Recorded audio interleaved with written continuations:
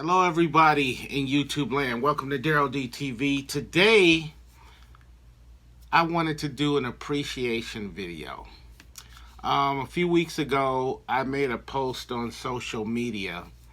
I'm not a big social media person. I'm on one of those social media platforms. And I put out a post a few weeks ago, and it simply said, if you're my real friend, bring up one memory of us that you'll never forget. I was just kind of curious, and when I read some of the comments, I thought I should make a video about this. Tell some of these people how much I appreciate, what they said or what the memory that they brought up. And I just kind of wanted to document that because a lot of them have some really, really cool stories. And you guys know I like to share a lot of my, experiences with you. And so I decided that I would just share it on here in a video form like this. So these are all just kind of random. And I'm going to go through and talk about as many as I can before the video gets too long. So let's get started. First one, not the first one, but the first one I'll read. I'm just going down the row. It's from a homie of mine, Billy Jean. He's out of Chicago. And he said he'll never forget the time that I came to his house and hung out with him.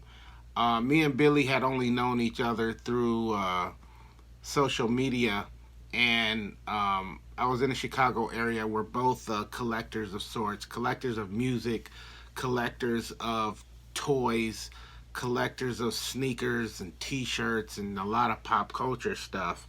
And I was in the Midwest visiting different places, and we got to hang out. We traded some toys and whatnot and just hung out in Chicago for a little while, and that was pretty cool.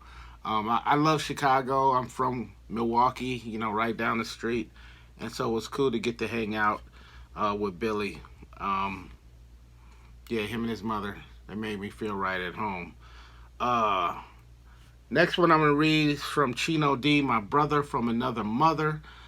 Chino's originally from the Bronx, lived out in San Bernardino for some years, and then made his way over to Phoenix. I met Chino soon after I moved to Phoenix in '98. We've been down ever since. Chino brought up walking through Manhattan to find this jam, this party. Chino got married I think that was 2006, and he got married in Central Park in Manhattan. And so while we were there during his wedding, there was a party DJ Spinna and DJ Bobito was throwing. It was called, I think it was just called Stevie Wonder. DJ Spinna does these parties regularly, and they're just a tribute to Stevie Wonder. And me and Chino tried to go down there, and man, there were so many people. There was so many people down there. We couldn't even get within a half a block of the front door of this club. And it was everybody out there. This was back when street promotions were still kind of heavy, and all of these different labels had their promotional teams out there, and the radio station van, and it was just a really dope scene. Unfortunately, we couldn't get in the party, but the whole experience was really cool. Chino's an MC too, and I was his DJ for many years, and he brought up a show that we did at the Brick House where I was actually on a bicycle, and I rode this bicycle out on the stage, and Chino's rapping and all of that. He brought that up. We we had a lot of fun on stage, back in the days. There's so many. I could spend the next couple of hours talking about, the crazy experiences me and Chino have had over the years. There's too many to name, but all of them are really, really cool. Big ups to my man Chino. Um, Tyg Fresh. Tyg Fresh. This is my homie. Met Tyg soon after I moved out here to Arizona. Same thing. DJ, record collector, toy collector, just pop culture guy. You know, if you know me, you know Tyg. We're like pretty much the same. Ty brought up the first time we had what we called a DJ night, or I'm sorry, record night. And record night was this thing where me and a handful of friends, we would bring a handful of records. We meet at one of our homes, eat some food, and then we take turns playing records and talking about those records that we were playing and the significance of them, why we love them, where we found them. Just give the whole background story on that particular record or song. And we just do a lot of musical sharing that way. And first one was pretty cool. I kind of started them off at my apartment.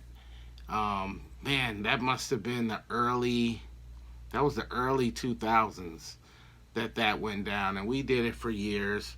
Um, Incredible time. Big ups to Ty all day. Man, MC Oxygen, aka DJ Oxygen, aka Ox the Architect, mentioned rocking a spot at Beat Swap Meet and digging at VIP Records in Long Beach. Yo, Beat Swap Meet, big ups to Robbie, was the illest record show that I've ever been in. They called it the Beat Swap Meet because it was just the music that we love. It wasn't like a record show in the traditional sense where you're going to find some of everything. There, it was just reggae, soul, funk, rap, R&B, acid jazz, regular jazz. You didn't see, it wasn't like any kind of like rock and roll or country or pop or top 40. You didn't see none of that stuff there. Everything was just solid. The vendors were just solid. You didn't pass anybody up. You hit everybody. It was an all day thing. Um, it would start from like noon and go to 6 o'clock. The early birds like myself, we'd be there by 9 o'clock in the morning digging. It was just incredible. Look them up on the internet and get some background history. The Beat Swap Meet, greatest record show ever. Well, some of you might know that I had a small label, have a small record label where I put out a lot of 45s. Well, Oxygen, we've worked together before. We put out a 45 of some stuff that he did, some older stuff. Some of it was never before released, and some of it was re-released. And Robbie invited us to do our record release there at the Beat Swap Meet. So he set us up with a booth where we could sell, and he also offered us some time on stage that we could perform. You can find some of that performance right here on this channel. Before we did that, the day we landed, we went straight to VIP Records in Long Beach. Kelvin Anderson, stand-up guy, world famous. For those of you who are not completely familiar with VIP Records, if you go look at the first Snoop Dogg video, the What's My Name video, and Snoop Dogg is on the roof rapping, and then and he's looking down into the parking lot. Well, he's on the roof of VIP Records. So just kind of look that up. You'll get real familiar with VIP. They're still going strong to this day. If you're in Long Beach, go over there. Tell them Daryl D sent you. But we had a wonderful time with the over at VIP. Of course, found a lot of incredible stuff. I always do. I never walk out of there without spending hundreds of dollars. Um, And then I believe the next day or so, we ended up at the B Swap meet. We did a great performance, a lot of love there, sold a lot of merchandise. Woo, it was a great weekend. A great weekend for both of us. It just kind of never stopped. Went digging all around the city. Oxygen ended up spinning at Funky Soul and rocked that party. Uh, Funky Soul, look that up. LA, crazy LA Funk and Soul Party. Great, great weekend. One of the most fun experiences I've ever had. Um, oh man, James, aka Psych. We were talking about, James brought up hanging out at the Hidden House. And Hidden House was this little bar venue, if you will, where a lot of the DJs here in town would meet up on anywhere from Friday, Saturday, Sunday, Monday. We'd all meet up there, and there was just lots of vinyl, lots of different DJs spinning. You never knew what you were going to hear. Plus, there was live art, which James did a lot of that down there. There was sometimes we had gourmet food cooking. Um, it was an incredible, incredible time down there. It's kind of like when Phoenix downtown area, if you will, first started really blowing up. And that was one of the venues where a lot of that started at. Big ups to my man, Psych. All right. My man, Diego. Yes. Let's see. Diego was bringing up how he had been looking for that Soul Makossa album for 20 years, and that I had found it. Well, I had my copy, and it turns out I had two, maybe three copies of that, and I gave him one, and he was like, he'll never forget that. He was forever grateful for that. Plus, he was looking for the Shuggie Otis albums, and I gave him those too, and so he was just showing some appreciation for some of those some of those items I gave him. Big ups to Diego, man. NYC coming.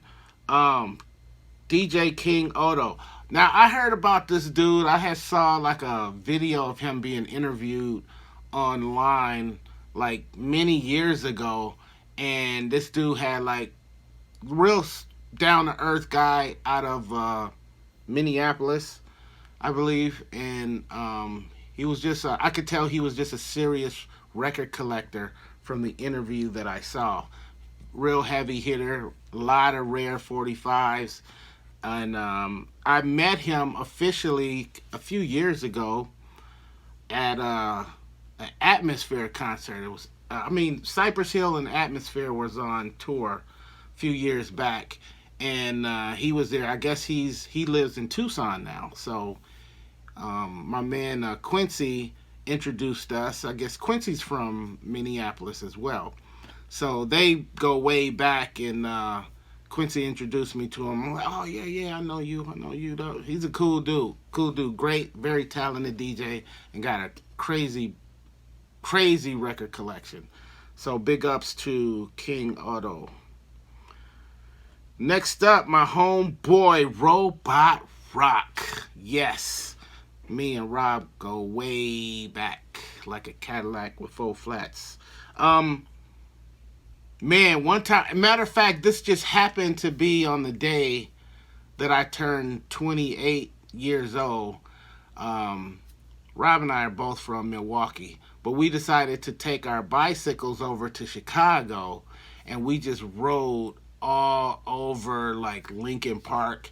We would go to Chicago back in them days to dig a lot. So over there in Lincoln Park, Clark Street, all them areas over there, we was just hitting one record store after the next, after the next, after the next. Man, that's back in that era. Back in those days, in that area, there was like maybe 10 record stores in a 1 mile radius, 1.5 mile radius. And we was just all, it was kind of terrifying because you know how the traffic is in New York, and we're all, riding through this stuff and just hitting all these record stores. And then I don't remember if we did this before the record stores or after, but we ended up riding down Lakefront Drive, like looking at the beautiful Lake Michigan, and just, the water and all of that stuff, and just riding and riding and riding. Definitely one of the most fun times I've ever had with my homie Rob, man. That was great times. And that's another dude that I got a zillion stories with. I mean, we go way back. Um, Mr. Miranda. Mr. Miranda has a show right here on YouTube called Just Give Me Five. Go back and check that out. He interviews a lot of cool people from Arizona, and then, some people that are extremely famous, a little bit more famous. But he did interview your boy Daryl D too, so go check that out. I think that was episode number 25, either 20 or 25, something. Go check that out, and go check out his channel. Big ups to Mr. Miranda. He mentioned how we were hanging out with Master Ace, Strickland, and Marco Polo. This was at their Airbnb when they were in town for a show. And this was one of those occasions where he was actually interviewing Strickland for his show. He's interviewed Master Ace in the past for a show, and I was just there hanging out. They brought me along. Been a Master Ace fan from day one. Me and Strickland are both from Milwaukee. We go way back to the 80s. It was a fantastic time. Big ups to, Dave Miranda and Jimmy Nelson for even inviting me just to hang out while they did this this incredible interview with Strickland. Yeah, big ups to Mr. Miranda. Just give me five. That's all I'm asking. Just give me five. My man Drunk Jeff. Yes. Drunk Jeff. Drunk Jeff, me and him go back to late 90s. No, late 90s. Yeah, I met him soon after I moved to Arizona as well. Dope DJ. And he even mentions meeting up at Power 92, the radio station here at the time. And also he mentioned buying a collection of records in Flagstaff. So there used to be this underground show on Power 92 here in Phoenix. That station isn't around anymore. But they invited me, somebody from the station invited me to come down and spin on the underground show. They invited Jeff, and they also invited DJ Robbie Rob. All three of us showed up. We all met each other for the first time right outside the station while we were waiting to go in, and we all got busy that night. Well, I didn't get busy like them dudes. I kind of hate my set of what I did, but what are you gonna do? It was a cool night. Me and Jeff got real tight after that night. He invited me to some of his spots where he was DJing at the time, and so that's kind of when we first met. But as the years went on, the other thing he brought up was buying a record collection in Flagstaff. So I can't. Jeff had found this guy in Flagstaff. It might have been a Craigslist ad. I'm not exactly sure, but this guy was selling his entire record collection. He had 1,400 records at the time, and he was selling it for $1,400. It's $1 a record. You know what I'm saying? So Jeff and I, we just split it down the middle. And Flagstaff is about, 2 hours away from Phoenix. So my man Chino D let me borrow his van, and we took his van up there, and we picked up this collection and brought it back to Phoenix. And then when we got back, we spent because we were trying to figure out how we were going to split this. And I think Jeff came up with the idea of just taking turns grabbing a record that we wanted. So we spent the next 5-6 hours going through this collection. He grabbed a record, I grab a record, he grab a record, I grab a record. And when we got probably 2/3 of the way through the collection, then we grabbed 5 at a time as we were going back and forth, so on and so forth, and we split that up. I was a very, very heavy eBay seller back then. So I'm trying to resell most of this stuff, and I made a gold mine off of that collection. $700, I probably made probably close to 2 grand by the time I sold everything, because there was some really cool stuff in there, a lot of underground stuff, a lot of new reissue funk, soul breaks, stuff like that. Some of the records this guy had like just bought like months before he sold it to us. Um, but yeah, I made a nice bit of money off of that. Um, yeah, Jeff is another one of them cats that I got a zillion memories with. I mean, I could go on and on. Um, Jeff was a part of the whole part of the group when we would do record night that I mentioned about DJ Tyke. And in addition to that, me and Jeff have been out of town on digging trips and just kicking it and all that. That was some really cool stuff. So, yeah, Mr. Sickwood himself, a.k.a. Creamy Caesar, a.k.a. Mr. Drunk Jeff. Next up, Mars One from the Funk Freaks. You know, me, Mars, and Psych, aka Star Groove, we took this digging trip to California, and we hit up VIP Records, and man, we just can't let you in on everything about that, but let's just say we left with a lot of gold on that trip out of VIP Records. I got nothing but love for Mr. Kelvin Anderson, the owner of VIP. It was a great, great, great trip. Ate a lot of seafood when we were out there. Digging trips are just always good. You know, I've never taken a digging trip and didn't bring and didn't bring back a lot of gems to add to my vinyl collection. So big ups to Mars on that one, man. Um, James Nelson, that's the homie right there. Run into him. We always showing up at the same events over the years and whatnot. And I hadn't seen this brother for a while. So ran into him recently at the spot where he works at. James was one of those people from the Hidden House days that I mentioned earlier. Always good to see that brother, man. So he was just bringing up some of the old days at Hidden House and how he would never forget those days. That's my brother right there. Next up, we have Soul Exposure. This is a very talented young lady. She's a photographer. Did a lot of cool concerts and stuff. She does a lot of like landscaping, um, pictures and whatnot.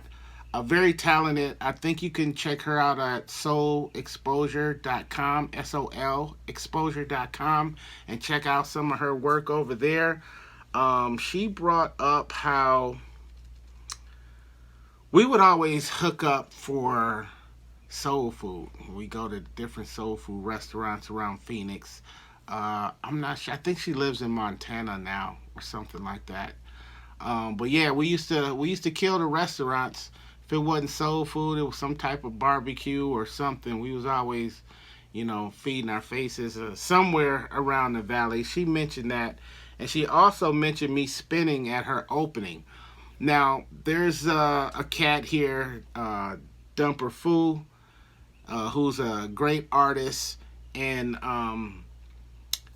Soul and Dumper did this collaboration project. So I guess Soul, for a little while, had gone on tour with the Roots, and she was their official photographer, I guess, for a couple of years. So she had all these cool pictures of the Roots, and then she took a lot of those pictures, and then Dumper was going to paint on top of those pictures, like this collaboration thing.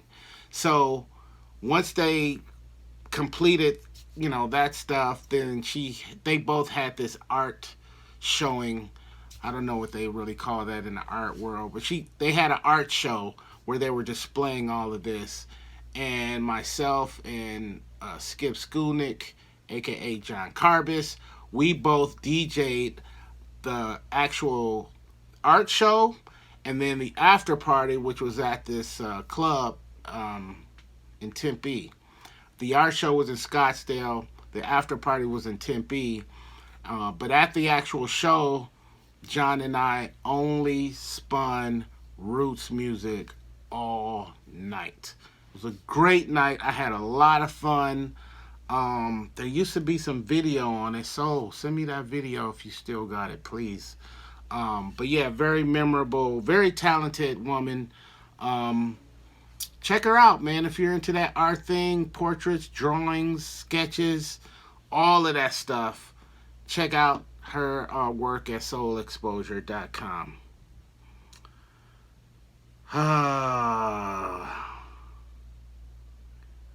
Tian wrote, you already know I got too many stories. That's a whole blog post in all itself. Yes, that would be right. Another very talented young lady, talented with photography, a toy connoisseur as well. Me and Tian go back a few years. Love this woman to death. Right, a whole lot of stories. That might have to be its own video one day. We'll have to see about that. DJ Manusclaw. Stand up guy right there. Very talented DJ. Met him soon after I moved to Phoenix back in the day. I remember the first time seeing him spin at this party with a whole lot of other talented guys. And Manusclaw wrote, the time you blessed me with going to KRS stands out. That was very generous. That was KRS when he was in town and he did a project with Cutthroat Logic, and then there was a show at the clubhouse. And yeah, KRS One never disappoints. I've seen this dude a zillion times in concert, and yeah, we went and checked him out when he did his thing as usual. And then I remember Jimmy and I going to I can't even remember that restaurant. We went and got some late night pancakes somewhere. Actually, yeah, that was a crazy night. Actually, yeah, me and Jimmy go back. Yeah, late night pancakes and all that. Big ups to my man Jimmy the Manusclaw. Look him up. You want to see a dope, ill turntablist, producer, puts out product. I got his old mixtapes, the whole 9 yard. Big ups, Jimmy. Let's see. Wait, I think it just went all the way. So next up,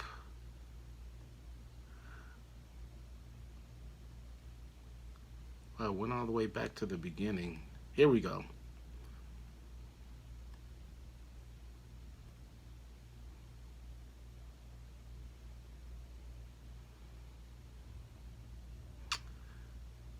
Oh, my man John the Baptist from Going for Broke, another group that I DJ for. He said meeting up at this basement of the Americano Cafe in Glendale. Man, that was cool. This was this party. We were invited. We performed there, I think. I know Chino D was there. He was hosting. I met a lot of people there that I still know to this day.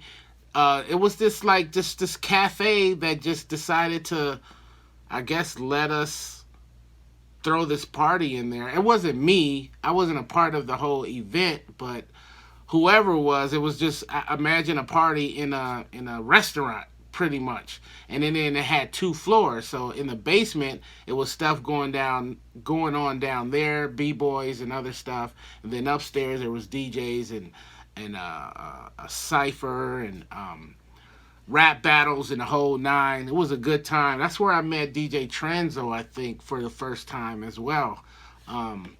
Big ups to everybody there going for broke. John the Baptist, Chino D, DJ Tranzo. Great night, man. We had a lot of fun that night, actually. That was pretty cool.